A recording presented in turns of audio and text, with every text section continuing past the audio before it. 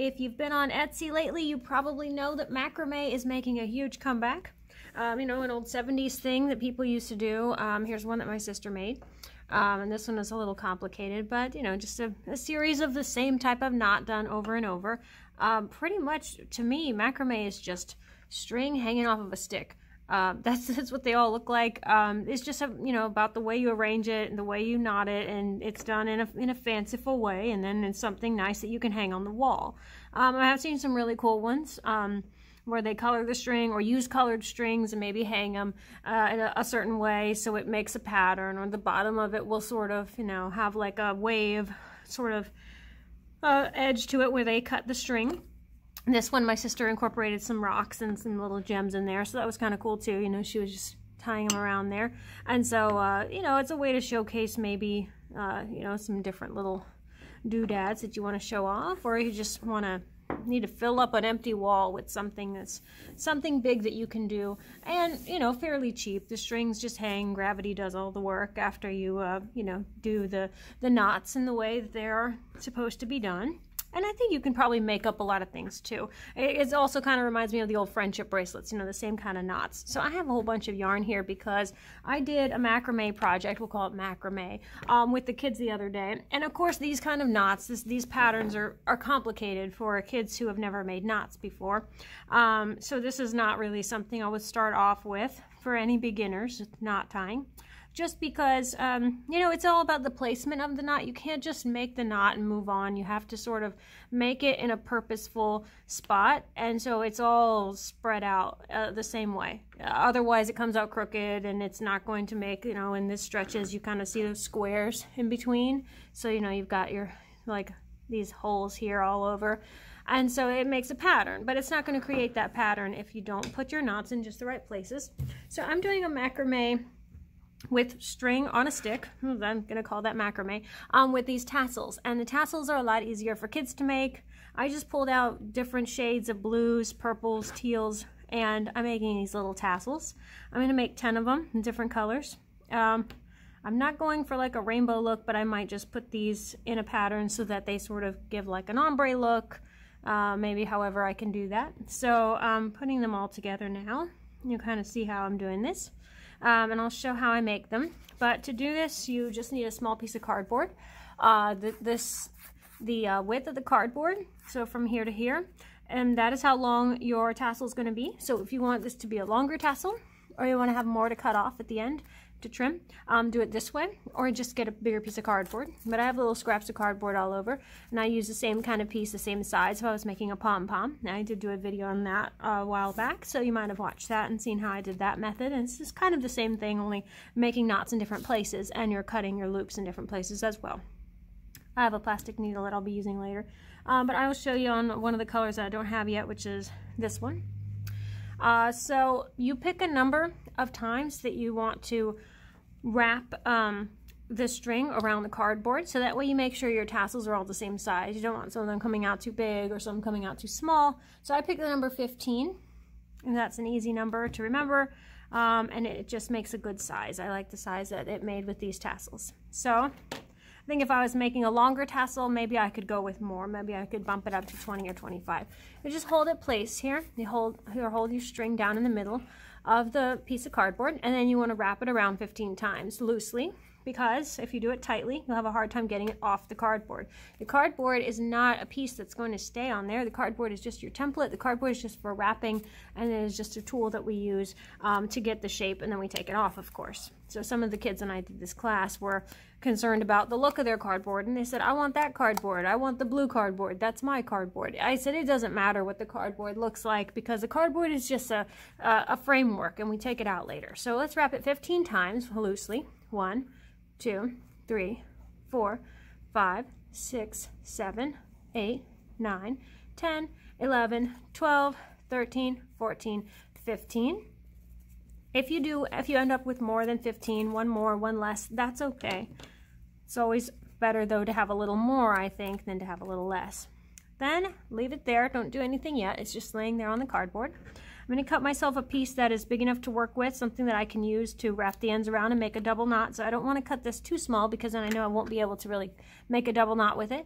So, you know, I do something like that, whatever that is, 7 or 8 inches.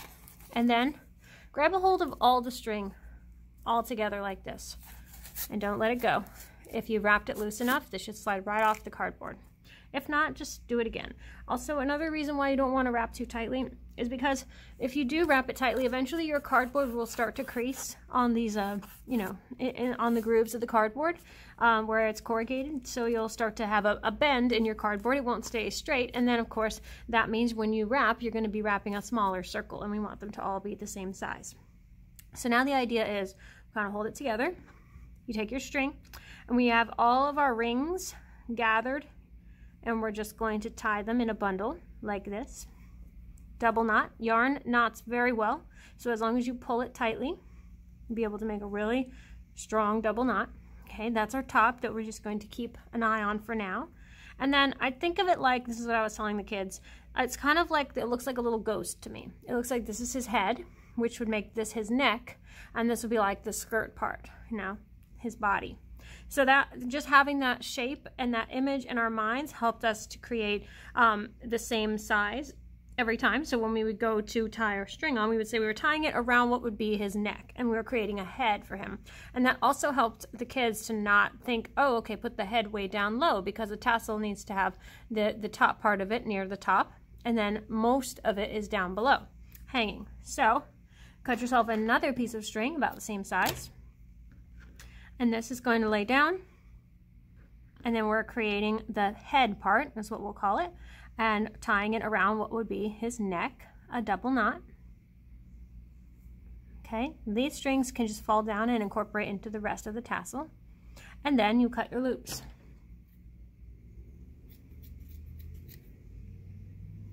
Of course, sometimes you'll find that you'll have some wiry ones and some wild hairs that need to be trimmed at the end. You can trim them as you go, or you can trim them all at the same time later, but just cut them off so they're mostly even, but don't cut away too much.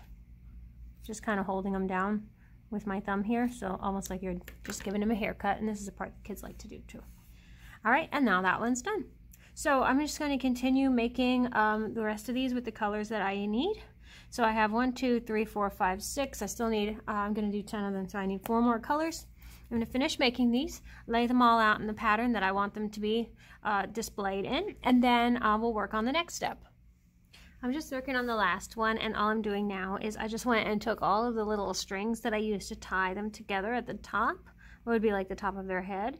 I'm just going and hiding them inside the tassel. So as you can see, I put my needle kind of through the knot that went around the neck area. Get both of those strings through the eye of a big plastic needle because they're easy to work with. And then just pull them through so they're hiding inside. This is when you might need to go and trim them again because those pieces may have been a little long, as you can see. And then this is my last one. So now, let's just arrange them. This is how I want them to lay, so I know this is how I'm going to string them up. So now I'm done with the cardboard, and what I do need to do is get one of each color string, so to represent the color of each tassel. So I need one string for each, and I want them all to be about the same length.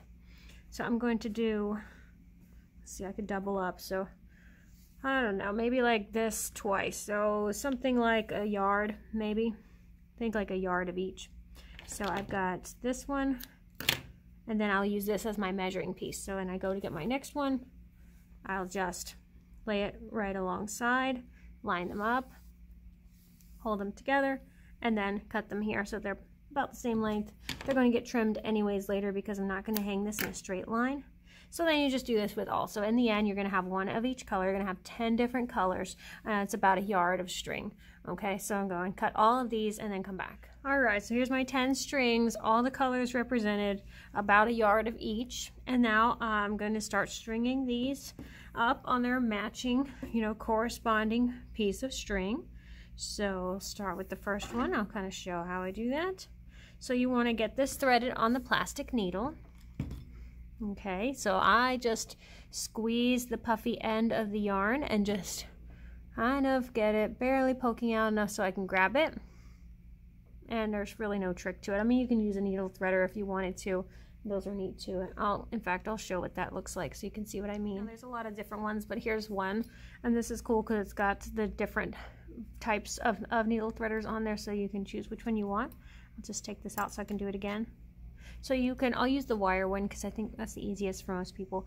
And you put this wire, it's just a loop, just a little wire loop. You put that through the eye of the needle, okay? Easy enough. And then it's big enough and more flexible than the eye of the needle, so you can just put your big end of your string right in it, like that, and then pull it right through, and there it goes. I think the hooks on the other end, it's probably a little, the yarn is probably a little too puffy to get in there, but you could definitely use this for some regular thread or something like that. But anyhow, that's the easy way to do that. All right, now I'm going to go through the knot up at the top of the tassel. Just kind of, no, nothing technical here, just go into the knot because that's a nice place where you know you're going to be centered. And then you can take the needle out at this point because now we just need to even up our ends. Okay, together like that. Now we need to rethread that needle, but this time with 2 strings because we're going to do something cool here. So again, you know, use this if you like. Put both of the ends inside this part here. Pull it through. So easy. Okay.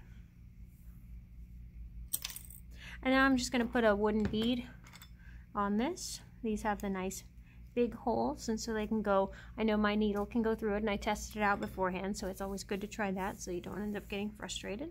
And then just slide it down and rest it right on top there. It'll just sort of clean up the end here so it doesn't look so plain, so we don't see the knot, so we can kind of tell that, you know, this is a little weight on the end also to sort of let it hang from. That's cool. And then we're just going to take the needle out and lay it aside. I'm going to do the same thing with all of these, and then I'll come back. Working on the last one, just evening out the strings. I'm going to thread the needle again and put a last bead on this one. And try to mix up the colors of the beads so I don't have all the same shade of brown all next to each other. Kind of mix them all up. Do something different with them. There we go. All right, so living in Florida, we get a lot of rain in the summertime, and we have a lot of oak trees, and especially in my neighborhood, we get a lot of branches all over the ground whenever it rains.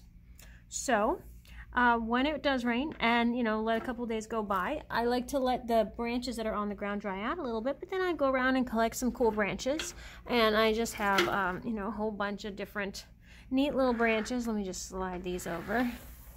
So I want to pick something that's got, you know, a little something interesting about it that I could use for the top of the macrame. So I'm going to, you know, hang all the tassels off of the branch. I don't want any of the really small ones. I do save the little small branches like these because they make really good snowman arms for Christmas crafts, but that's for later.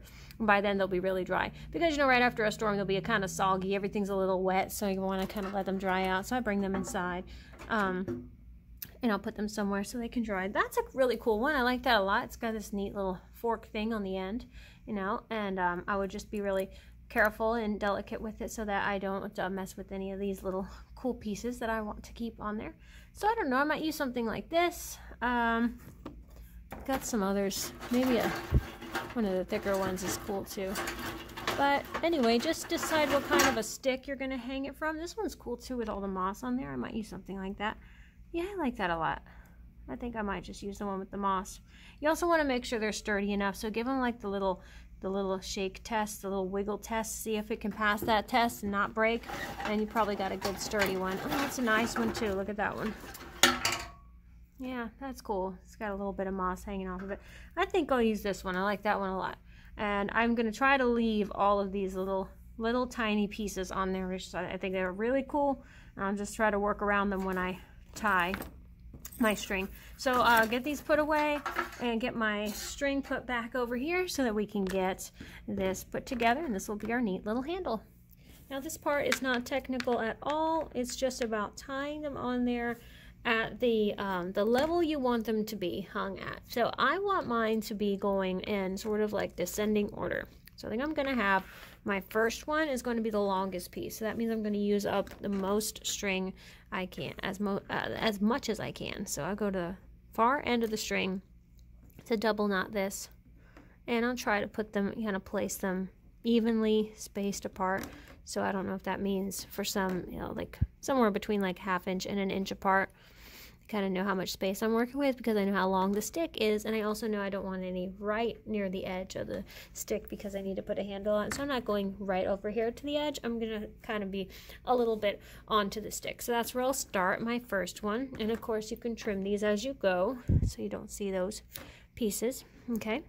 So that's my longest one. My next one's going to be a little bit shorter because remember they're getting shorter, they're descending. So my next one, you just want to continuously stretch it out and make sure that you know where your next one's going to go. And I wouldn't do anything like start with the first one and end with the last one and then kind of go in between because I think you'd get messed up somewhere along the way. So just do it one at a time and then tie them as you go. All right, this part can get a little tricky, so just be patient with it. Take your time. There's no need to, you know, go too fast and then possibly knot them in the wrong place. And then if you've already trimmed your string, then you're messed up because you don't have a way to add more string on. You'll have to cut it and start over with a new string. So there's that. You know, you can even wait till the end to trim them because then that way if you need to re-knot them and start again, you're able to do that. Okay, so also keep in mind the shape. There we go. It's kind of neat like that. Keep in mind the shape and the twists and turns on the stick that you're using, because if you're using a stick that has a lot of curves, you kind of need to work with that as well. So you need to make sure that if it curves downward, like right here, you know, that's going to also change the slope on your the pattern that you're trying to achieve with your string and your tassels. So just keep that in mind and play with it, you know, like adjust as you go. All right, now the only thing left to do is make a handle for it, and I don't want to pick one of the colors of the strings for the handle. I thought I would just do something else natural to match the stick, so I got a piece of this twine here, so I just cut myself some of that, and then just go and double knot it somewhere on the ends. All right, and you could even throw a couple beads on there if you'd like to sort of rest at the end of the handle. A simple double knot is good, and it's not going to slide off. You don't have to do it all that tight because it's not going to slide off. The stick is, you know, pretty rough, so it's going to stay on there. And also the twine is also rough, so it's not like a very smooth surface you're working with. There you go. All right. So if I could just kind of lay this out the way it kind of displays how they are descending.